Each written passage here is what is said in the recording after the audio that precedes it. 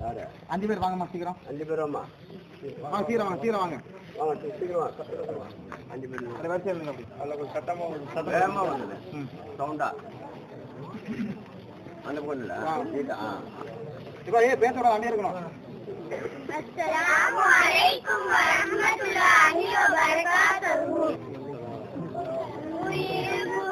உயிராய் வாழும் இந்திய பாரதம், உதிரத்தில் ஒன்றாய் சேர்க்கும் எங்கள் பாரதம். நாடென்றால் நாங்கள் என்று வளமாய் மாறுவோம். இறந்தாலும் அழிந்தாலும் தாய் மண்ணை போற்றுவோம்.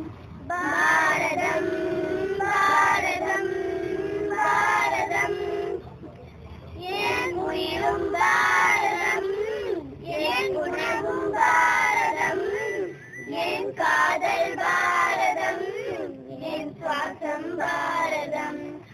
என் உயிரும் பாரதம், என் உணவும் பாரதம், என் காதல் பாரதம், என் சுவாசம் பாரதம். என் தாயார் என் உறவாய் என்னை காத்த என் அன்பு தாயே பாரதம். இங்கு வாழும் ஜனயாவும் உடன்பிறவா சொப்பில் பொழியும் உறவே. பல காயங்கள் கடந்தோம், உம்மை முழுதாய் அடைந்தோம். பல தலைவரை இழந்தோம், கண்ணீரை அடைந்தோம். கண்ணீரும் தென்னீரும் கலந்தாராய் ஓடியதே நம்முடைய சரிதத்தை உலகெங்கும் மறவாதே. பல காயங்கள் கடந்தோம், உம்மை முழுதாய் அடைந்தோம். பல தலைவரை இழந்தோம், கண்ணீரில் கரைந்தோம். கண்ணீரும் தென்னீரும் கலந்தாராய் ஓடியதே நம்முடைய சரிதத்தை உலகெங்கும் மறவாதே. பாரதம் பாரதம் பாரதம் என் உயிரும் பாரதம், என் உணவும் பாரதம், என் காதல் பாரதம், என் சுவாசம் பாரதம். என் உயிரும் பாரதம், என் உணவும் பாரதம், என் காதல் பாரதம், என் சுவாசம் பாரதம். அஸ்ஸலாமு அலைக்கும் வரஹ்மத்துல்லாஹி வபரகாத்துஹு. அல்ஹம்துலில்லாஹ். அடுத்ததாக அஸ்மத் அவர்கள். அஸ்மாத்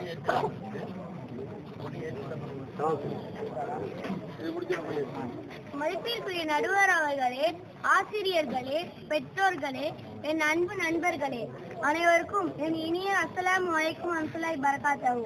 இன்று நான் பேசப் போகும் தலைப்பு சுதந்திர இந்தியா, அன்றும் இன்றும். வந்தே மாதரம், ஜெய்ஹிந்த். இந்த முழக்கங்கள் ஒலித்த காலத்தை நினைத்து பார்த்தால் நம் கண் முன்னே வருவது போராட்ட வீரர்களின் தியாகங்கள் தான். பல ஆண்டுகளாக ஆங்கிலேயர்களின் ஆட்சியில் இருந்த நம் நாடு எண்ணற்ற தியாகிகளின் போராட்டத்திற்கு பிறகு 1947ஆம் ஆண்டு ஆகஸ்ட் 15 அன்று சுதந்திரம் பெற்றது. மகாத்மா காந்தி, ஜவஹர்லால் நேரு, திருப்பூர் குமரன், வ.உ. செம்பனார், மௌலானா அபுல் கலாம் ஆசாத் போன்ற பல வீரர்கள் தங்கள் வாழ்க்கையை நாட்டிற்காக அர்ப்பணித்தனர். அன்று இந்தியா எப்படி இருந்தது? அன்று நம் முன்னோர்கள் விடுதலைக்காக போராடிய காலகட்டத்தில் கல்வி வாய்ப்புகள் குறைவாக இருந்தன. தொழில்நுட்ப வசதிகள் இல்லை. அறிவியல், மருத்துவம், போக்குவரத்து போன்ற பல துறைகளில் நாடு பின்தங்கியிருந்தது. ஆனால் அவர்களிடம் இருந்த ஒரு மிகப்பெரிய செல்வம் தேசப்பற்று. இன்று இந்தியா எப்படி இருக்கிறது? இன்று இந்தியா உலகின் மிகப்பெரிய ஜனநாயக நாடுகளில் ஒன்றாக திகழ்கிறது. அறிவியல், தொழில்நுட்பம், விண்வெளி, மருத்துவம், கல்வி, விவசாயம் போன்ற பல துறைகளில் இந்தியா முன்னேறி வருகிறது. ஆனால் நண்பர்களே, நாம் சுதந்திரம் பெற்றுவிட்டோம் என்பதோடு நமது கடமை முடிந்துவிடவில்லை. வறுமை, ஊழல், சாதி வேறுபாடு, மத வெறுப்பு, பெண்களுக்கு எதிரான வன்முறை போன்ற பிரச்சனைகளிலிருந்தும் நாம் விடுதலை பெற வேண்டும். அன்று அவர்கள் நாட்டிற்காக தங்கள் உயிரை கொடுத்தார்கள். இன்று நாம் நம் நாட்டிற்காக நமது உழைப்பை கொடுப்போம். நம் ஒவ்வொருவரும் நேர்மையாக வாழ்ந்து கல்வியில் சிறந்து நாட்டை மதித்து இயற்கையை பாதுகாத்து சாதி மத வேறுபாடின்றி ஒற்றுமையாக வாழ வேண்டும். அதுவே சுதந்திர போராட்ட வீரர்களுக்கு நாம் செலுத்தும் உண்மையான அஞ்சலியாகும். இந்தியா என் தாய் நாடு, என் பெருமை என்ற உணர்வுடன் நாம் அனைவரும் ஒன்றிணைந்து வளமான வலிமையான இந்தியாவை உருவாக்குவோம். அஸ்ஸலாமு அலைக்கும் வரஹ்மத்துல்லாஹி வபரகாத்துஹு.